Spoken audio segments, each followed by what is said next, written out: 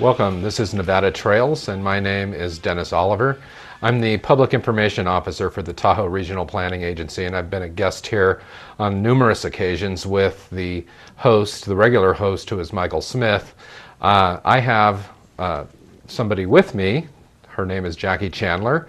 Jackie is the why don't you tell us who you are? Well, I guess So I I'm a can explain geotourism guide, and I've been anointed as the National Geographic Liaison for Geotourism in the Tahoe Basin. And Geotourism is National Geographic's prescription for destination stewardship. And so what we're going to try to do today is, in this half hour, 28 minutes that we have to speak, is to explain how the Tahoe Regional Planning Agency, which is the is leading the restoration and preservation of Tahoe, why this agency would be interested in geotourism, and where those two programs, where those two goals marry together and have some common areas of agreement. So Absolutely, because we are unscripted here too. Okay. So I would say that the mission of the TRPA and destination stewardship is very similar, because it's both about protecting the place. I mean, the idea is the first thing is to do no harm. And so your thresholds really speak to that in terms of trying to preserve the authentic characteristics of the place so that visitors generations from now will be able to enjoy what is truly authentic, which is also what's sustainable. And that's what's cool. Okay, and one of our thresholds, as I say, for a little background, in Lake Tahoe there are probably 60,000. The estimate is 60,000 people who actually live in Tahoe year-round. Right. But we have about 3 million visitors, and I've heard as high as 4 million visitors. So how do you, first of all, how do you maintain a year-round population of people who are living there and using resources and having impacts, if you were to use that word? How do you do this? Preserve the lake, restore the basin, have an economy, and share the place with 3 million people without, while having everything balance out. It's not an exact science. No, but it's a perfect storm for geotourism. Yes. And since the idea is that the visitor will sustain and enhance the place, so you think, how do you get people to, first of all, want to do that? Well, National Geographic's identified 74% of international travelers are actually looking, willing, and would pay money to sustain and enhance places that they visit.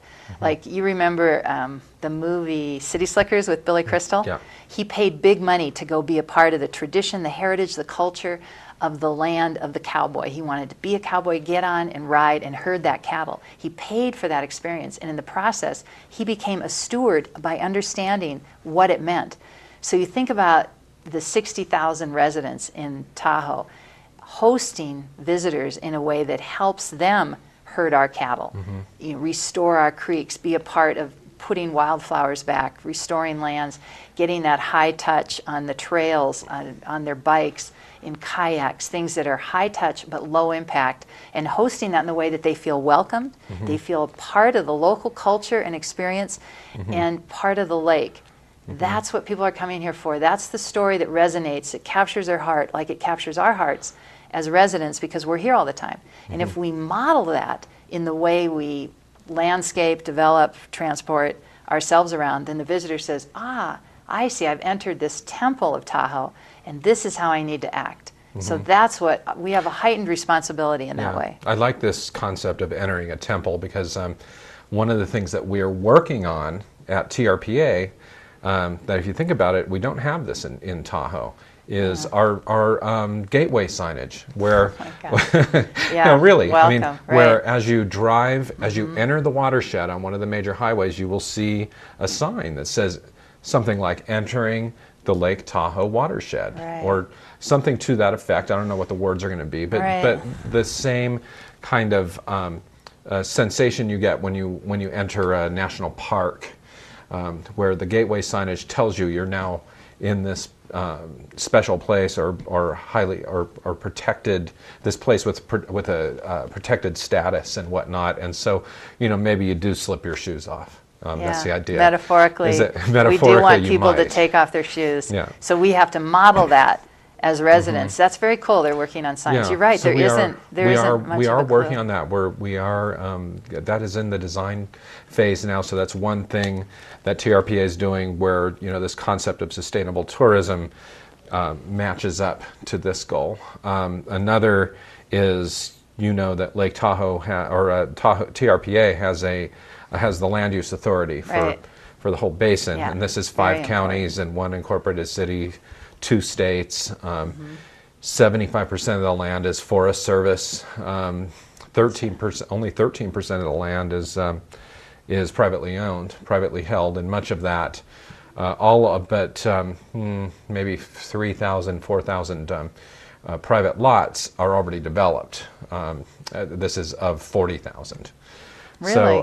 So the 90% of the 13% is already built. But with the Land Use Authority, one other decision, a recent decision of the TRPA board and the California Tahoe Conservancy and the state of Nevada, is to create a new state park, and it's a bi-state park that straddles the state line at State Line, where the larger resorts are, the casinos.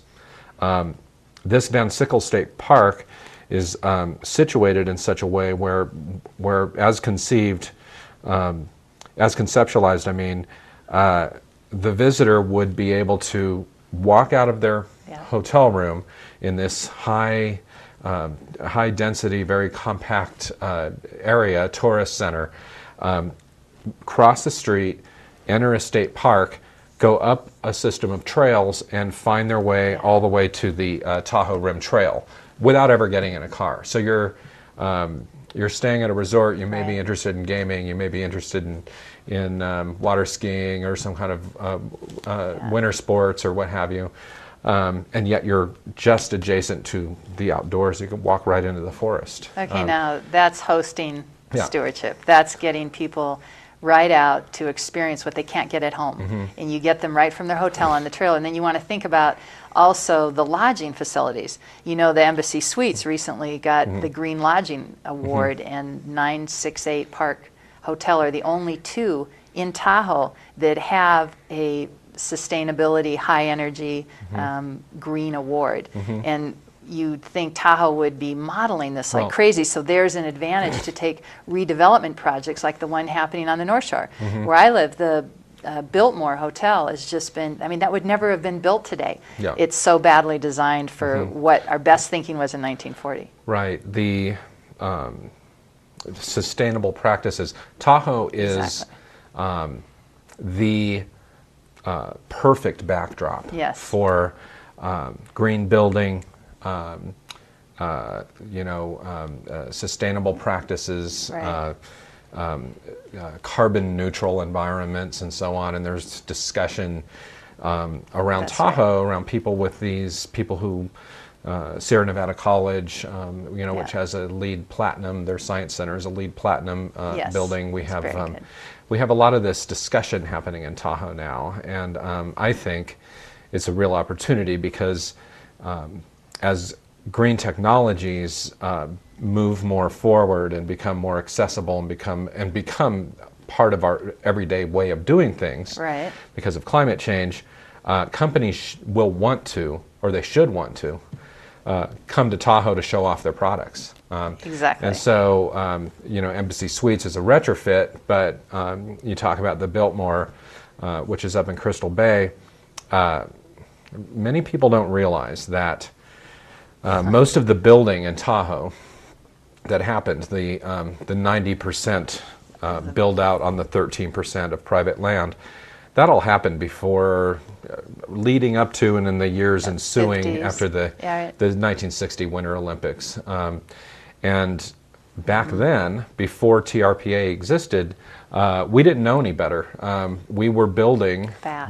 by we I mean euphemistically, there's a great deal of interest in Tahoe, and so people were coming up, and guess where they built? Well, they built on the streams, they built over the wetlands and the marshes, and that's not good for the lake. So as we remake properties, and you mentioned the Biltmore, there is a proposal to turn what is a 1940s era casino that the owner says is outdated and beyond its time, remove that, poorly conceived, and replace it with something that, more along the lines of a wellness center.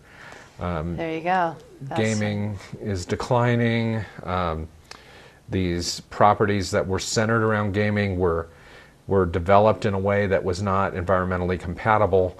And so if private landowners come to us and have a solution for these things, have a proposal that pencils out where they want to put their capital at risk, we're working it with them. And so that's what's going on in Crystal Bay with the Biltmore.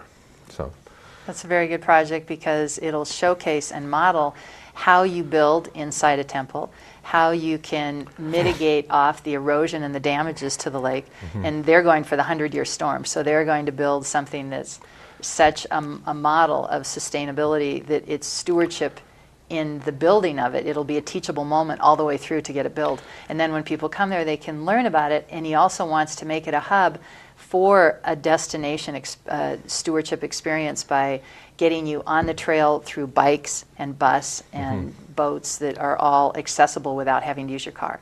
So he's looking at putting the automobile away so people can get immediately, like you said, of the Embassy Suites to a Van Sickle right on the trail from where they stay. You walk out of your hotel room and into the forest, and then you can hike to the Tahoe Rim Trail system, which is 165 miles encircling the whole basin. Or if you want a lighter ride, a favorite ride of my daughter and I, we would take our bikes, get on the bus up on the North Shore, take it to Tahoe City where the rafts are at the river, and then get off on the bikes, take it along the Truckee River to Squaw, take it back, go along the lake, and anytime we want, jump back on the bus with the bikes and take it home. I mean, it's a great day. You can do it at any level of fitness. It's very easy, very fun, and you get out. That's what Tahoe's for. That's the thing about Tahoe is it's, it's the kind of place that instills just wanting to be active and move your body and be outside and be among the fresh air, down to the beach, touch the water, all of those things. You feel like you're in a park all the time, and so we're very blessed to live there. We want to host it.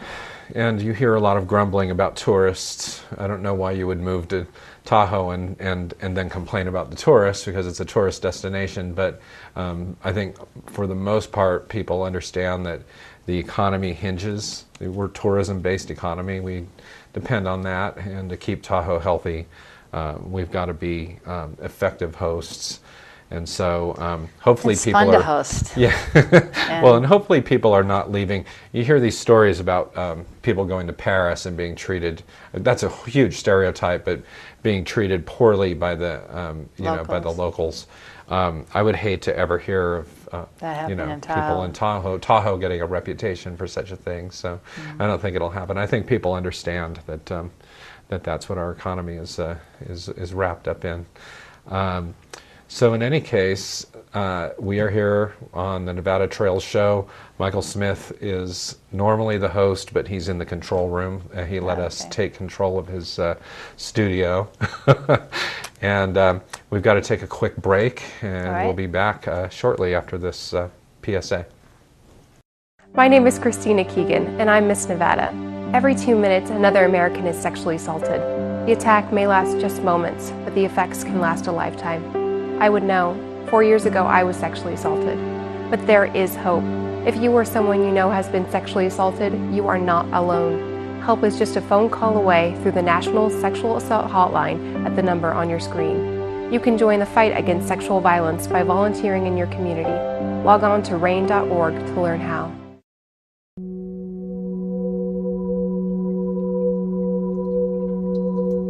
If erosion from my land goes into the lake, it won't be the gem, the wonderful thing that it is now. Everybody is making a contribution to the decline in water quality unless they actually use best management practices.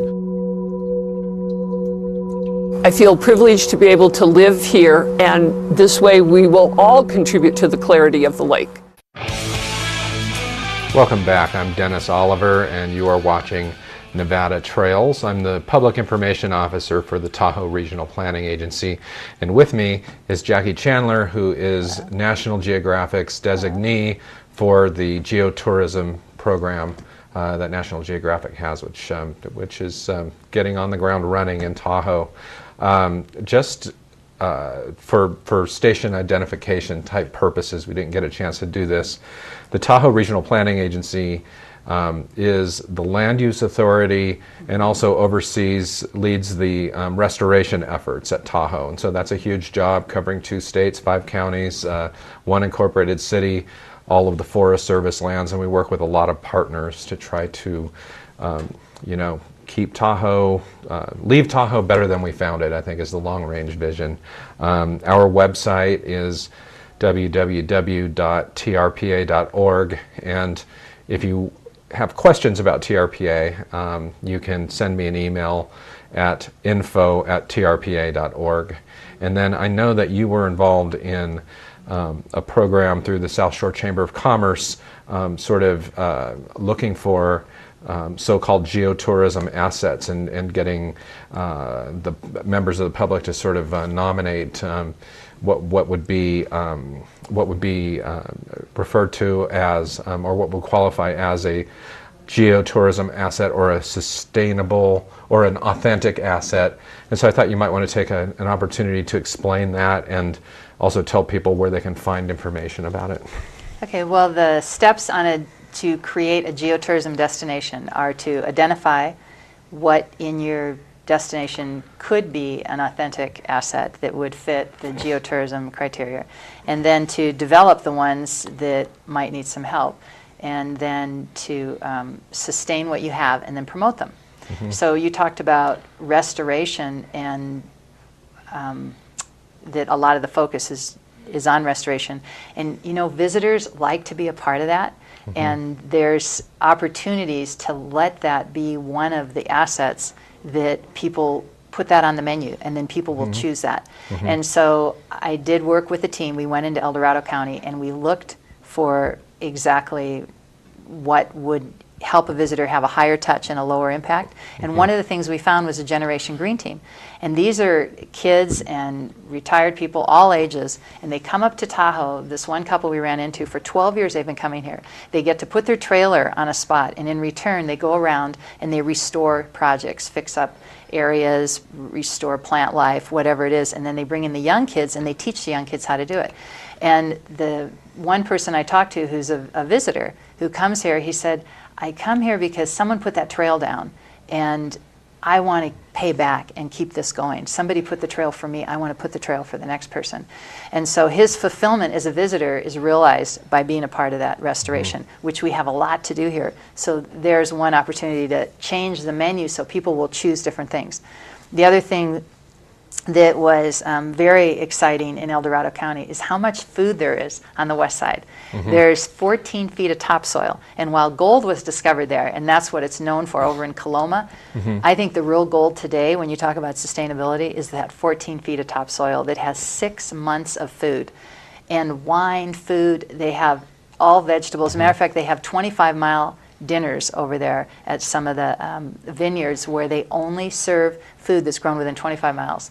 And one year I talked to the owner of Madrona Vineyard that had this 25-mile dinner, and he said the only thing they couldn't grow was salt. They had to bring in salt, but everything else they could, from the meat to the poultry, everything. And so what the opportunity is, as we look for sustainable tourism, to also direct a sustainable way to keep the money in the area, is to take that food grown over there and serve it in the resort over here. And so one of the opportunities that came out of the searching to help people look around and identify what is unique, what makes this place special, is also to start connecting the neighborhood. well, shoot, you've got blueberries. Well, they're buying blueberries from Canada. Why don't they buy your blueberries? And so people have started to get together and say, wait a minute, you're selling wool. Why don't you sell this alpaca wool that's grown right over here? Why are they sending it way overseas or bringing in olive oil from Italy when it's grown right there? The interesting thing, the thing that really fascinates me about that whole concept is that sustainability has a double meaning here. Right. Yes. You are by using the resources within a geographic region or a tight geographic circle, Right. if you will. You're sustaining the economy. The person manufacturing or growing this is sustained because the restaurants are serving their wine or their fruit or clothes made from the wool that they're producing locally. But the other thing we're doing, or that this concept speaks to, is climate change. In that by not transporting wine from Chile or France. You are reducing your carbon footprint. It is. It's a the double win. energy use. I mean, if you went to France and all the wine was from Napa Valley, Yeah. all the bread was from Fisherman's Wharf, Yeah. and all the food was California cuisine, why Right. did you leave? Yeah. So when people come to Tahoe and El Dorado County, they don't want to get trinkets made in China. They want to get stuff that's made by native people here or Right. the local craftsmen. Locally They want to owned, eat the yeah. blueberries grown from Right. the land that's served by the Sierra Melt that goes down the west that they skied on. You know, that same flow of water that connects both sides. Yeah. From the basin on the inside, the watershed is also, hitting the outside. So this gives a richer experience to the visitors. They'll look for this. I mean, you get to where you go in a restaurant and you say, hey, is that El Dorado or Placer wine?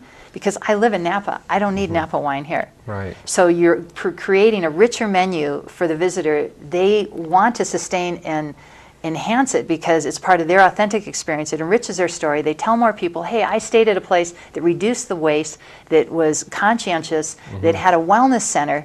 The game is different in Tahoe. This is about being connected. When you connect, you care. When you care, you share, and the stewardship comes. Right. And that's what will really sustain and enhance Tahoe for generations. And you had Feeling that mentioned love. the Embassy Suites, which is obviously a corporately There you go, owned right. place, but Yeah. they've done all this stuff they've taken all these measures to reduce waste, right. reduce energy. They To saved $1 retrofit. million this year. They were the only resort hiring. Yeah. I talked to a guy from Mammoth who he was laid off. All these people were laid off. They don't really have these types of practices. And he went out to look for another job. The Embassy Suite was the only one hiring. They were also booked through September and October because a lot of these geotourists, tourists that are looking to sustain and enhance authenticity, are in the Bay Area. Yeah. And so they will only now stay. Their conventions, their seminars yeah. are only, they're looking for places that are leading the way for stewardship because they don't want to destroy the destination. Last month, I went on a short trip, just a few days, to San Francisco, and I had to find lodging and located a hotel. And this was a little bit different. I mean, it was basically, the hotel was definitely a low impact place, retrofitted for reducing waste and energy efficiency and whatnot.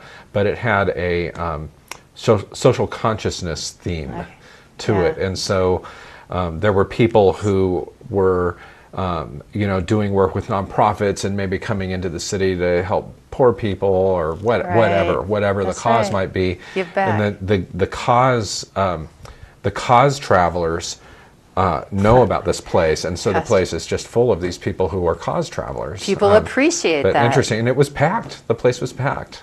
Well, the Embassy Suite was booked in the shoulder season. That's hard to do. Yeah. And so, in Tahoe, we see the economy's not in good shape right now.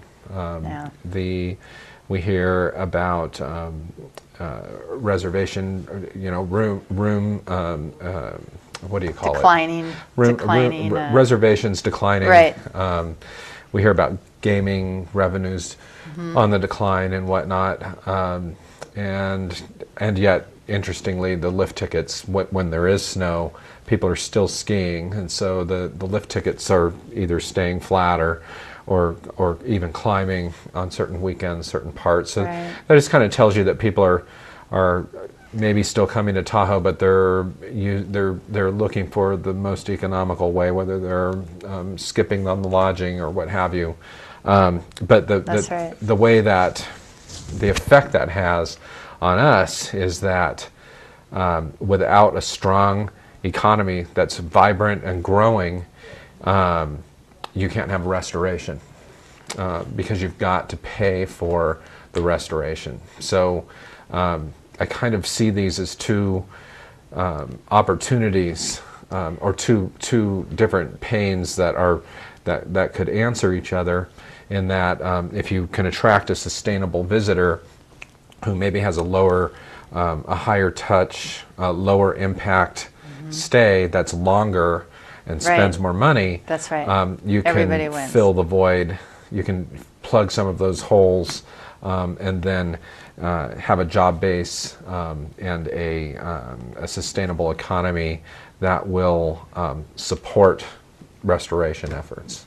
Exactly, and that can happen in three ways. One, the redevelopment that a project like Boulder Bay that's looking to mitigate at a level that's never been done before models that as a corporation. Then, like the PSA at the commercial break, it shows a residence modeling how exciting it was to be part of the best management practice, erosion control, that we as residents are required to do. And that becomes a model for the visitor. Well, why is your yard exactly like this? And it opened up, for Carolyn in that PSA, it opened up a whole new world of gardening. Right. So that almost becomes an attraction as authentic, because that's not done in other places. A watershed is a unique animal. Not many people are living that way. So there's an opportunity for the docentry at levels of even how do you garden in a watershed. That's interesting to visitors. And then enrolling them in things like Snapshot Day and different activities we have that we are screaming for volunteers locally, but could be on the visitor menu too. Well, I'll tell you, there are part of what TRPA wants to do is to, that we believe in a balanced approach to the restoration. Right. And by that, the public sector needs to participate. Right. The private sector needs to participate. Most of the private sector are individual homeowners. So are you an occupant of your property, or are you a steward of your land? There's two completely different ways to think about it. And then there's redevelopment on a larger scale. A lot of these resorts might be watching what's happening with Boulder Bay and thinking, they have an opportunity. Is Tahoe a place where I would put my capital at risk to do something new, to change the game? Is the environment here right for that? So maybe there are people watching this who want to know, or they're trying to decide now, do we want to participate? The game has changed. We have an opportunity to remake a lot of this, a lot of Tahoe, and to recreate it in a more environmentally compatible manner.